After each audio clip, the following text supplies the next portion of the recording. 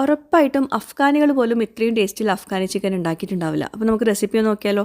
തൈരും സോക്ക് ചെയ്തിട്ടുള്ള അണ്ടിപ്പരിപ്പും കൊണ്ട് നല്ലോണം പേസ്റ്റ് ആക്കിയിട്ട് ബോളിലേക്ക് ഒഴിച്ചു കൊടുക്കുക.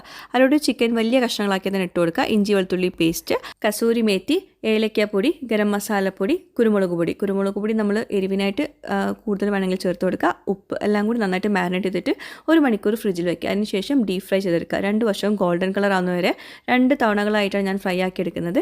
എന്നിട്ട് നമ്മൾ ഓയിൽ ഫ്രൈ ആക്കിയ ഓയിൽ ഉണ്ടല്ലോ, അത് കുറച്ച് മാറ്റി വെച്ചിട്ടുണ്ട് കേട്ടോ. എന്നിട്ട് അതിലോട്ട് തന്നെ ബാക്കിയുള്ള ചിക്കനും പിന്നെ ആ ഒരു മാരിനേറ്റ് ചെയ്തിട്ടുള്ള കുറച്ച് മസാല ഉണ്ടല്ലോ അതും, അതിൻ്റെ കൂടെ കുറച്ച് വെള്ളവും പിന്നെ ഫ്രഷ് ക്രീമും, പിന്നെ ഞാൻ കുറച്ച് പാലും കൂടി ചേർക്കുന്നുണ്ട്. ഫ്രഷ് ക്രീം കുറച്ച് മാത്രമേ ഒഴിച്ചിട്ടുള്ളൂ. അപ്പോൾ നിങ്ങൾക്ക് വേണമെങ്കിൽ ഫ്രഷ് ക്രീം കൂടുതൽ ചേർത്ത് കൊടുക്കുക. നല്ല ടേസ്റ്റ് ആവും കേട്ടോ. അപ്പോൾ എല്ലാം കൂടി നന്നായിട്ട് തിളപ്പിച്ചെടുക്കുക. മല്ലിയില വെച്ചിട്ട് ഗാർണിഷ് ചെയ്യാം. അടിപൊളി ടേസ്റ്റാണ്. നീർദോശയുടെ കൂടെ അടിപൊളി കോമ്പിനേഷനാണ് കേട്ടോ. അപ്പോൾ എന്തായാലും നിങ്ങൾ ട്രൈ ചെയ്ത് നോക്കുക. നിങ്ങൾക്ക് നല്ല തിക്കായിട്ട് വേണമെങ്കിൽ കൂടുതൽ ഫ്രഷ് ക്രീം ചേർത്ത് കൊടുക്കുക. ലൂസായിട്ട് വേണമെങ്കിൽ പാല് ചേർത്ത് കൊടുക്കുക.